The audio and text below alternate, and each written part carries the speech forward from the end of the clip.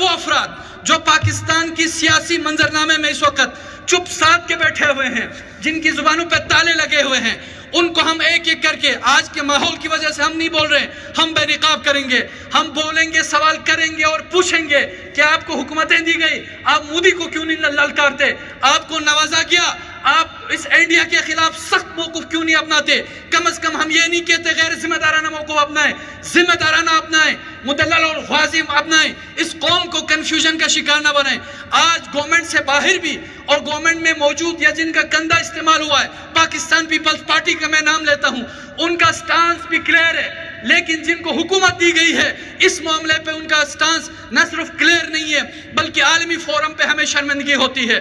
میں گزارش کروں گا از راہ تفنن بھی کہ ان فورمز پہ ہمارے وزیر دفاع کو بھیجنے کی بجائے ہمارے ہوم منسٹر کو بھیجیں تو شاید پاکستان کو بہتر ڈیفینڈ کر کے آ سکیں اور پاکستان کا سر بلند ہو سکیں۔ ریڈار پر یا آرٹیفیشل انٹیلیجنس پر، میزائلز پر، یا جہاں جہاں ڈپیوٹیڈ ہیں، ایز این انسٹیٹیوشن بھی اور انڈیویجول بھی، ان سب کو داد دیتے ہیں، قابل تحسین۔ بالخصوص پاکستان ایئر فورس کی جو پروفیشنلزم ہے ان کی داد بنتی ہے، انہوں نے واقعی میں دنیا میں دھاگ بٹھائی ہے۔ ہم اتنی تعریف کریں گے کہ جس تعریف کے مستحق ہیں۔ تعریف مولا علی فرماتے ہیں کہ خوشامد کریں تو بگڑ جاتے ہیں، خوشامد ہم نہیں کریں گے، تعریف توصیف کریں گے، اور یہ گزارش بھی کریں گے پاکستان ایئر فورس سے، یہ آپ کے کام سے کام رکھنے کا، اللہ پہ توکل کا، انتھک محنت کا نتیجہ ہے۔ اور پھر ادارے میں جس لیول پہ میرٹ اور ٹرانسپیرنسی ہوتی ہے، کیونکہ ایئر فورس کو میں نے قریب سے پڑھا ہے، اس کا نتیجہ ہے آج پوری قوم سرخرو ہے۔ اور گزارش یہ کرتا چلوں کہ سیاست کی راہ نہ دیکھیں تو انشاءاللہ اسی طرح فتوحات ہم سمیٹتے رہیں گے۔ جناب اسپیکر، جب بھی کرائسس سے قوم نے گزرنی ہوتی ہے، پری وار، ڈیورنگ وار، آفٹر وار یا پوسٹ وار، کچھ اقدامات اٹھانے کے ہوتے ہیں۔ پری وار یقیناً فورسز کو لاجسٹیکلی بھی، ٹریننگ کے اعتبار سے بھی انریچ کیا جاتا ہے، کیپیسٹیٹ کیا جاتا ہے، اور پوری قوم کو انسجام، اتحاد کی راہ پر گامزن کیا جاتا ہے تاکہ مشکل وقت میں پوری قوم اس فورس کے یا فوج کے پیچھے کھڑی رہے۔ پری وار ملک کا کیا حال تھا سب کے سامنے ہے۔ آج کا دن یہ دن نہیں ہے جس پہ ہم بات کریں۔ ڈیورنگ وار اگر پورے پاکستان پہ نگاہ کریں تو ہمیں کچھ شکایتیں فیڈرل گورنمنٹ سے اور فیڈرل پارٹیوں کی سربراہان سے ہیں۔ انہوں نے اپنا ڈیو رول اس طرح پلے نہیں کیا جس طرح ہم توقع کر رہے تھے۔ امجد ایڈوکیٹ صاحب نے یقیناً رابطہ کیا، پیغام دیا، ہم شکریہ بھی ادا کرتے ہیں۔ انہوں نے کہا کہ اپوزیشن اور گورنمنٹ مل کر پریس کانفرنس کریں گے۔ ہم نے اس دوران بھی، اور ان کی بھی شاید یقیناً خواہش تھی، ایک سیشن ہو ڈیورنگ وار، ہم یہاں پہ اپنی رائے دے دیں، قوم کو انسجام اور اتحاد کا پیغام دے دیں۔ اگر مشکلات مزید بڑھ جاتی تو یہاں سے ہم کچھ سٹیپس اٹھائیں، کچھ اقدامات کریں۔ لیکن ہماری جو کنکلوژن تھی جب ہم نے میٹنگ کی تمام اپوزیشن ممبران سے، تو ہم اس نتیجے پہ پہنچے کہ پریس کانفرنس سے آگے ہم نہیں بڑھ پا رہے تھے۔ اور ایسا ہو رہا تھا کہ پاکستان میں تمام جو مین سٹریم پارٹیاں ہیں ان کے سربراہان ایک دوسرے کے ساتھ بیٹھنے کو تیار نہیں ہے۔ جس طرح ہمارے لون صاحب نے بڑی اچھی گفتگو کی، بڑی زبردست تقریر کی، مجھے میٹرک کی اپنی تقریر یاد آ گئی تھی زبردست فلوئنسی کے ساتھ۔ تو انہوں نے کہا ہم پاکستان سے زیادہ پاکستانی ہیں۔ اس موقع پہ اگر ہم بیٹھ کے وہاں پہ تماشے دیکھیں تو ایسا لگتا تھا کہ ان سے زیادہ ہم کچھ دو چار قدم آگے جا رہے ہیں۔ وجہ میں جس وجہ کی طرف جا رہا ہوں وہ وجہ یہ ہے، آج مودی کو للکارا امجد صاحب نے، پہلے بھی للکارتے رہے، آج شمسلون صاحب نے بھی للکارا، آج انشاءاللہ ہمارے چیف منسٹر صاحب بھی للکاریں گے، ہم نے بھی للکارا ہے، جاوید منوا صاحب نے بھی للکارا ہے، ناجی صاحب نے بھی للکارا ہے۔ آر ایس ایس کے نظریے کو کون ایکسپٹ کر سکتا ہے؟ ہندوتوا کے نظریے کو کون قبول کر سکتا ہے؟ اسرائیل کے ساتھ گڑ جوڑ کو کون پسند کر سکتا ہے؟ جنوبی ایشیا میں ٹائیگر بننے کے خواب کو کون پسند کر سکتا ہے؟ اور وہ جو جاری ریاست، جاری قوت کو کوئی سیکنڈ نہیں کر سکتا۔ ہم للکارتے ہیں لیکن ڈیورنگ دی وار اور پوسٹ وار آج کے دن تک، چونکہ میں نہیں چاہتا ماحول خراب ہو جائے، گورنمنٹ میں بیٹھے ہوئے بہت سارے سربراہان سے اشاروں کنایوں میں بھی مودی کا نام نہیں لیا گیا۔ دکھ ہے، افسوس ہے، فیڈرل گورنمنٹ کی بات کر رہا ہوں، نہیں لیا جا رہا۔ یار کیا ہے، پھوپھی کے پتر ہے مودی، کیا ہے، کیوں نام نہیں لیا جاتا؟ فساد کی جڑ ہے، جڑ پورے جنوبی ایشیا میں فساد کی جڑ ہے۔ Shift of power east to west روکنے کا بنیادی جو کردار ادا کر رہا ہے خونین مودی کر رہا ہے، یہ جارح مودی کر رہا ہے، اس کا نام آپ کیوں نہیں لے پا رہے؟ یہ جو جنگ چھیڑی گئی، خدا نے عزت دی، یہ جنگ چھیڑنے کی بنیادی وجہ انسان وہاں بھی مرے انسان ہے، یہاں بھی مرے انسان ہے۔ جنگ کی تعریف و توصیف نہیں کی جا سکتی۔ اسلام میں دفاع واجب ہے، جاری نہیں بن سکتا۔ دینی اقدار یہ ہے کوئی آپ پہ جنگ مسلط کر رہا ہو تو اسی جڑ پہ جا کے حملہ کریں، لیکن آپ پہل نہیں کر سکتے۔ کوئی بھی آپ سیرت میں ایسی جنگ نہیں دکھا سکتے ہیں کہ آپ نے پہل کی ہو، دفاعی جنگ آپ نے کرنی ہے۔ مسلط کس نے کیا؟ مودی نے۔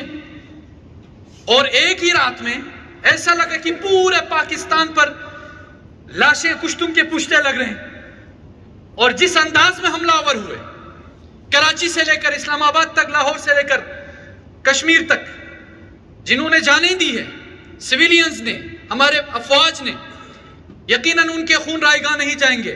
اس کے بعد ان کو جو پے بیک کرنی پڑی، اور جس سرعت کے ساتھ، جس بہادری کے ساتھ، جس تندہی کے ساتھ جواب ان کو ملا، اس کے بعد خاموش ہو چلا ہے۔ آئیں پوسٹ وار کی بات کریں۔ یہ معاملات تو ہو چکے ہیں، نہ وہاں کے مین جو پولیٹیکل سٹیک ہولڈر ہے، جو ٹاپ ہیرارکی میں ہے پولیٹیکل، ان کا بیانیہ افسوسناک رہا ہے۔ میں پاکستان کے تمام سیاسی حکمرانوں سے گزارش کرنا چاہتا ہوں، آئیں گلگت بلتستان کی اسمبلی کی طرف ایک نگاہ کریں۔ یہاں ہم ایک ہیں قومی دفاع کے لیے، آپ کی طرح نہیں ہے کہ آپ اپنی افواج کو، آپ اپنے سٹیٹ کو یہ کہیں کہ ہم 30 سال دہشت گردوں کی پشت پناہی کرتے رہیں۔ ہم یہ الزام لگانے والے نہیں ہیں ڈیورنگ جنگ یا پوسٹ وار۔ سیکھیں ہم سے، اس عوام سے سیکھیں جو آج بھی متنازع ہے، جس کی آج نیشنل اسمبلی میں اور سینٹ میں ان کی آج بھی کوئی نمائندگی نہیں ہے، جو آج بھی اقوام متحدہ کی چارٹر کے مطابق متنازع خطہ ہے۔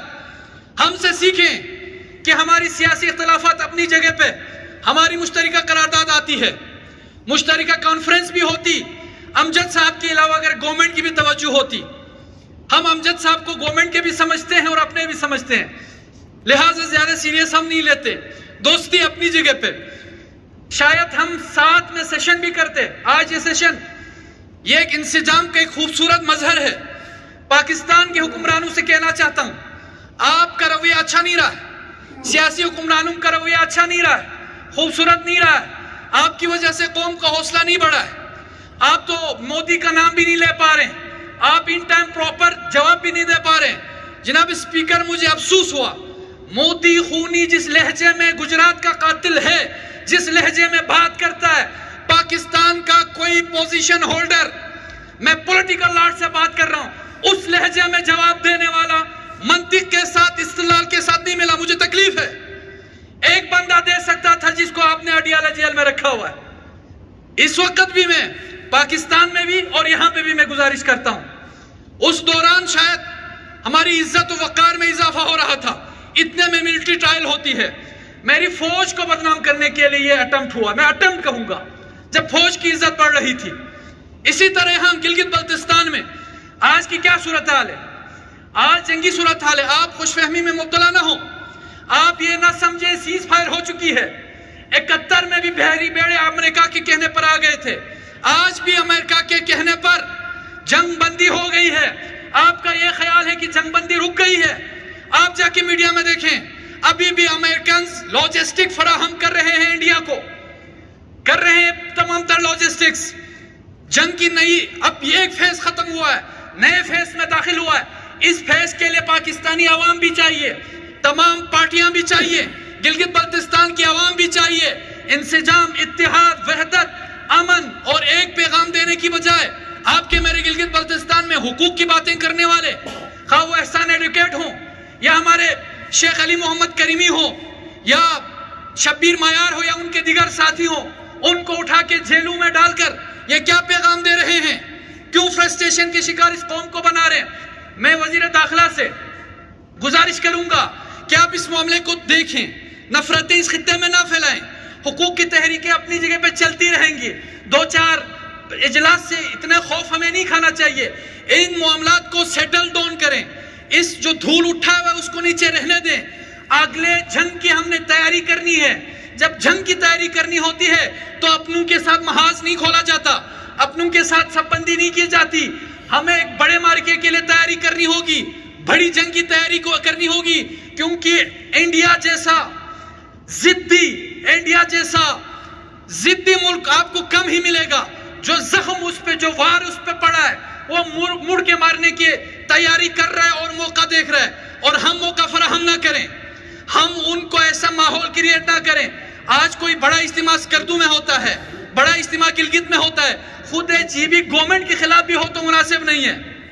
میں جوانوں سے یہ کہنا چاہتا ہوں، ابھی اس وقت حقوق کے لیے بھی بڑا اجتماع مناسب نہیں ہے، کیونکہ ہم نے اگلے فیز کی تیاری کرنی ہے، اگلے مارکے کی تیاری کرنی ہے، اگلا مرحلہ ہو رہا ہے۔ جی گلگت بلتستان میں ہم فائنینشلی بھی ویک، دیگر ریسورسز کے حوالے سے بھی ہم پریشانی کے شکار، خزانہ، وزیر خزانہ تشریف فرمائے، خزانہ بھی خالی ہے اور فائنینشل ایشوز اور کرائسس چل رہے ہیں، ایسے میں کوئی ڈیزاسٹر ہو جائے، اور الحمدللہ گلگت بلتستان کی سرحد پر ایک رپورٹ کے علاوہ کھرمنگ سائٹ پہ ڈرون آنے کی اطلاع کے علاوہ یہاں کوئی ایونٹ اور واقعہ پیش نہیں آیا، یہاں خدا نخواستہ حملے ہو جائے تو ہم نے اس کے لیے کیا تیاری کرنی ہے؟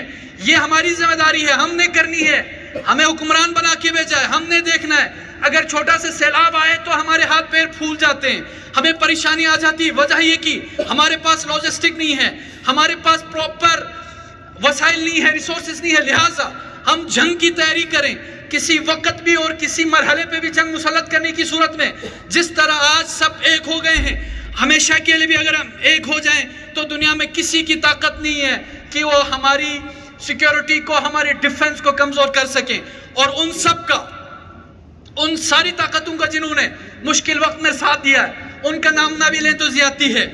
چائنا کی دوستی، ہمارا رونا کیا رہا ہے، ہماری شکایت کیا رہی ہے، ہمارا سوال کیا رہا ہے؟ ہمارا سوال تو یہی رہا ہے کہ جس کا جو کام ہے وہی کام کرے، ہمارا کہنا تو یہی رہا ہے right man on the right job رہے، ہمارا کام کیا رہا ہے، ہمارا کہنا کیا رہا ہے، ہماری شکایت کیا رہی ہے کہ پاکستان گلگت بلتستان نیچرلی جہاں پہ فٹ ہوتا ہے اس کو وہی رہنے دے۔ ہمارا کیا رہا ہے؟ سوال یہ رہا ہے کہ ہم کبھی 7 سمندر پار سے دوستی کر کے آپ کے اڑوس پڑوس کے ممالک سے آئسولیٹ اور irrelevant نہیں رہ سکتے۔ ہم پہلے بھی یہی کہتے رہے ہیں، آج بھی یہی کہتے رہیں گے، اگر دشمن اور دوست کا تعین کرنا ہے آئیڈیالوجی کی بنیاد پہ کریں، نیشنل انٹرسٹ کی بنیاد پہ کریں، اس بنیاد پہ کریں جس سے آپ کی اور میری قوم امپاور ہو، آپ اور میری قوم اسٹرینتھنڈ ہو۔